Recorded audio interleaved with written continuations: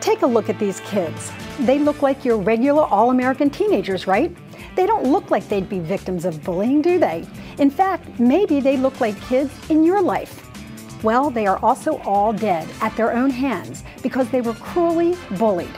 Find out what you can do to make sure this doesn't happen to someone you love right now, as It's Your Call tells you how to speak up against bullying.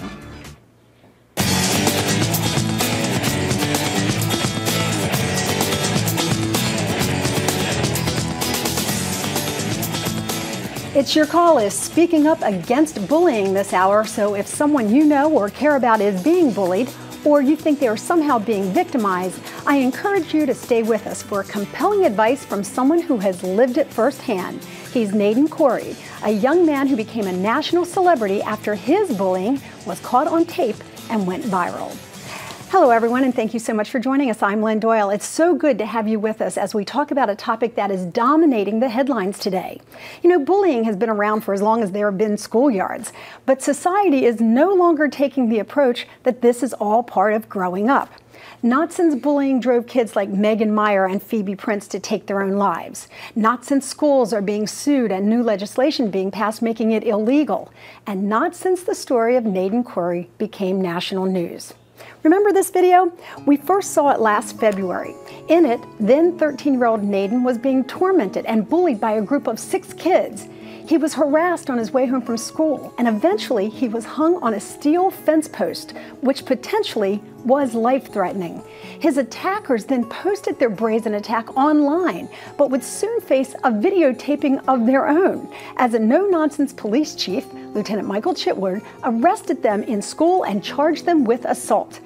While they later reached agreements with prosecutors, Nadin became a national celebrity, appearing on talk shows and striking up a friendship with Deshaun Jackson of the Philadelphia Eagles. He has now changed schools, is a national ambassador for anti-bullying, and he is speaking up against it right here on It's Your Call. Nadin, it's great to have you with us. Thank you very much. When you take a look at that video, tell me what goes through your mind when you see it today, all these months later.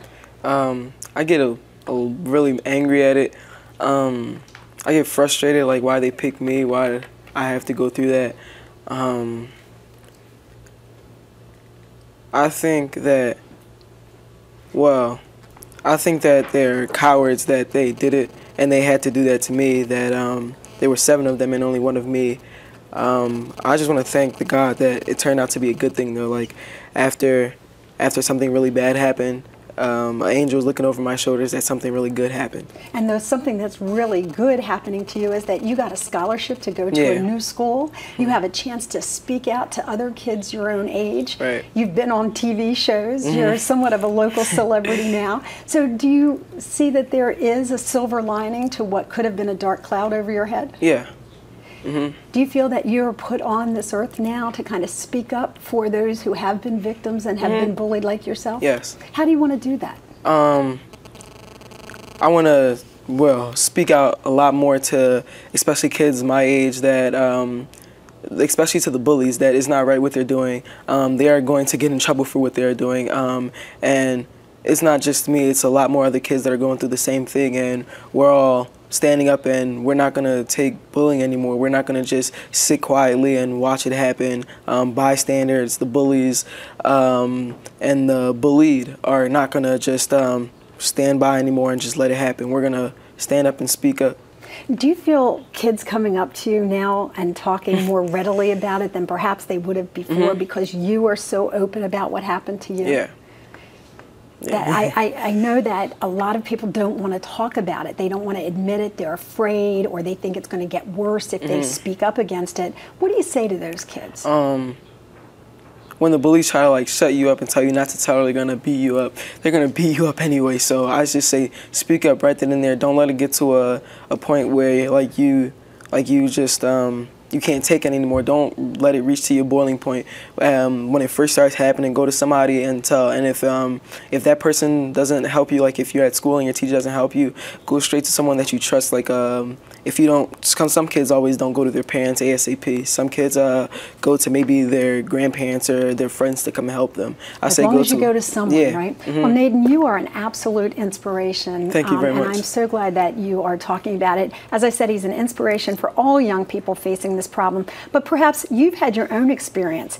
If you'd be willing to share, I'd like to hear from you. If you or your child has ever been bullied, or if you think they're being bullied now, would you tell us about it and tell us how you're dealing with it, or perhaps not dealing with it. You know, so many parents don't know what to do. That's what we're hoping to teach you here today.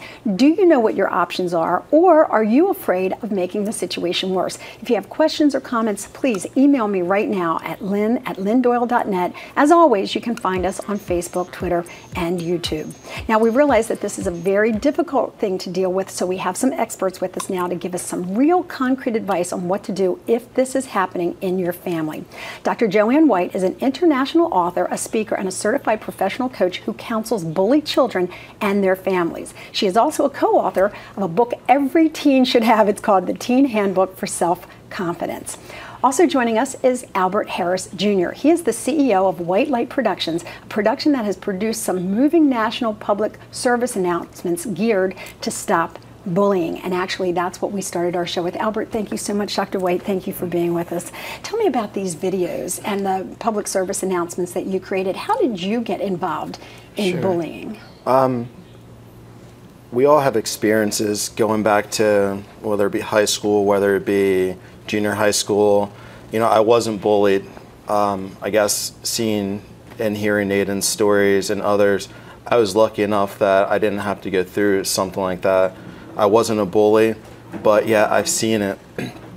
After the Tyler Clemente tragedy, I felt compelled to do something about it. Now, we should mention for people who might not be familiar with that case, he was the student at Rutgers whose experience with another man, a romantic encounter, was taped, went viral, and he later committed suicide as a result of it. Correct, and that was in October, I believe 20th in 2010. And then I found out about Nadin's story in February, and I knew that I had to do something about it. And the best way to do it is for people to see it through film. And, you know, Nadin's story is one that travels everywhere now. Right. But without that film, it would just be another story.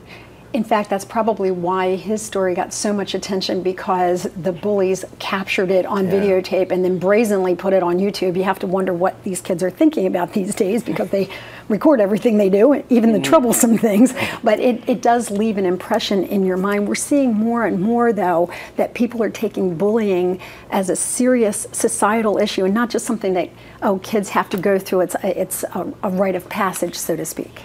It's no longer a rite of passage. You're right. It's something that actually parents need to be so aware of, because I think oftentimes, as with Nadin, oftentimes children don't speak up to their parents. As Nadin said earlier, they may not be able to speak up. They may feel embarrassed. They may feel humiliated. And the parents really need to take a look and watch for the signs that their child may be bullied, and take a look and see what's going on. So right off the top of your head, what are some of the signs that we all should be looking for? Well, if a child is now failing in school, or doing differently in school, or being more isolated from other children, and he or she wasn't doing that before. If they're coming home with torn or tattered clothing, or some bruises that you can't really account for. If they're having trouble sleeping, some nightmares, behavior that's not typical, that you haven't seen in your child before. And particularly if they're showing a hesitancy about going to school. A hesitancy, yes, about going to school or about going to a social activity, because it's not only in schools, it's everywhere now. Okay, if any of these signs sound familiar to you, we're going to tell you what you need to do, what your next step should be. But we have to take a quick break. When we come back, we'll share some public service announcements that Albert has created, which put bullying into a whole new perspective, and we're going to share some of your stories as well. If you'd like to join in, please, it's at lynn@lynndoyle.net. We'd love to hear from you.